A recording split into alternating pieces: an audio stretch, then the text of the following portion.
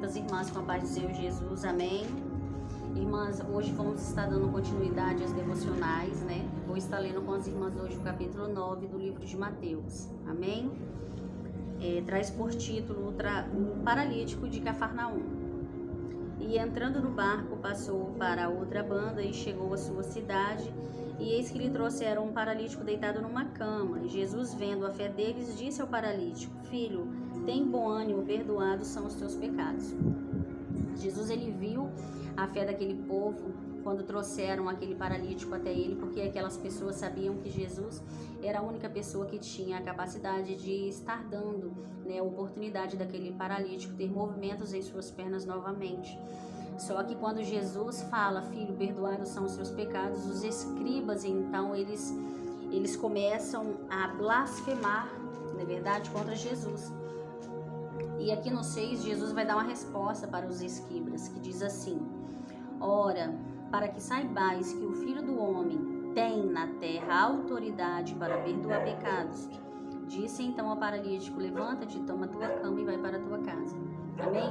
Jesus quis deixar claro para os escribas que Jesus, ele tinha autoridade para estar perdoando pecados e assim então está curando aquelas enfermidades. Mais embaixo vai falar sobre a vocação de Mateus. E aqui no 13 nós vamos ver que vai falar dessa forma: Ide, porém, e aprendei o que significa misericórdia, quero, e não sacrifício, porque não vim chamar os justos, mas os pecadores ao arrependimento. Aqui Jesus já está deixando bem claro para que ele veio, não é verdade?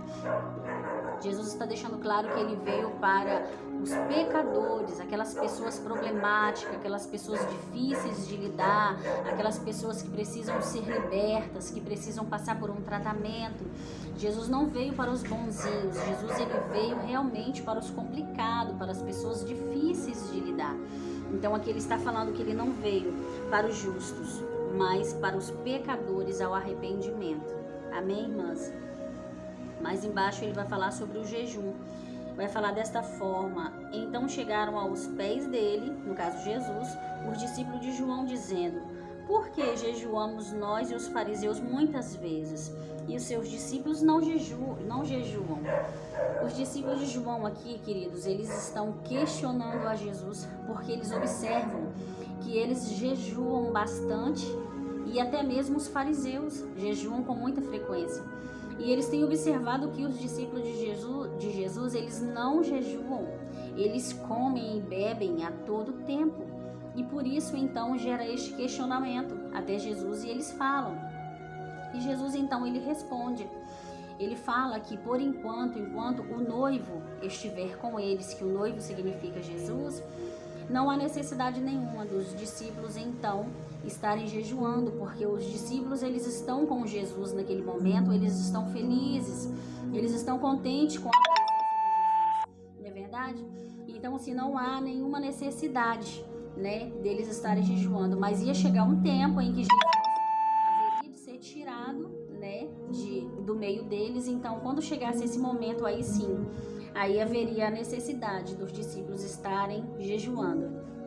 Mais abaixo vai falar aqui, queridas, da cura, né, da mulher que tinha um fluxo de sangue. Essa aqui é um caso também que as irmãs já conhecem, né, muito bem. Uma mulher que ela sangrava por 12 anos, ela buscava de todos os recursos que podia na época para tentar se curar daquela situação, mas ela não alcançava êxito para com isso, né? Então ela sangrava já por 12 anos, não é verdade? E ela não conseguia alcançar a cura. Nesse dia ela sabia que Jesus iria estar passando por ali. Ela veio se achegando no meio daquela grande multidão, porque era muita gente que seguia Jesus por onde ele passava. Ela então passou pelo meio daquelas pessoas e conseguiu tocar somente na orla de Jesus. E neste momento, Jesus então, ele percebe que dele saiu virtude, e ele começa a perguntar: quem me tocou, quem me tocou? E os discípulos até falam: mas Senhor, tantas pessoas te apertam e o Senhor pergunta quem te tocou? E Jesus fala: porque de mim saiu virtude. Na hora que ela tocou na orla de Jesus, imediatamente aquela mulher foi curada, irmãs. Automaticamente ela foi curada. É verdade, uma mulher que sofria por 12 anos por tal enfermidade. pela fé dela, somente em tocar no tecido da roupa de Jesus, ela seria curada. Amém? É o exemplo para nós, né? O exemplo de fé, o exemplo de perseverança, não é verdade? Queridas, mais embaixo vai falar sobre a cura de 2 cegos e um mudo, né? Nós sabemos que por todo o livro de Mateus, por onde Jesus passa, ele cura realmente as pessoas. E aqui não é diferente, são 3 pessoas, na verdade, dois cegos e um mudo que também é curado por Jesus. E aqui embaixo, no 35, vai falar sobre a seara e os ceifeiros. Fala assim a palavra do Senhor, no 35.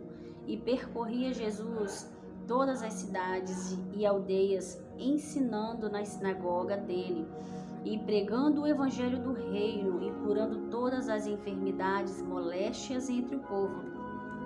Jesus, por onde ele passava, nas sinagogas, por todos os lugares, ele passava ensinando a respeito do reino, queridas, não é verdade?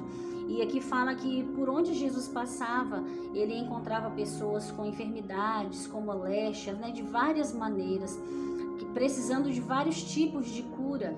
E por onde Jesus passava, ele se enchia de íntima compaixão e curava realmente essas pessoas, não é verdade?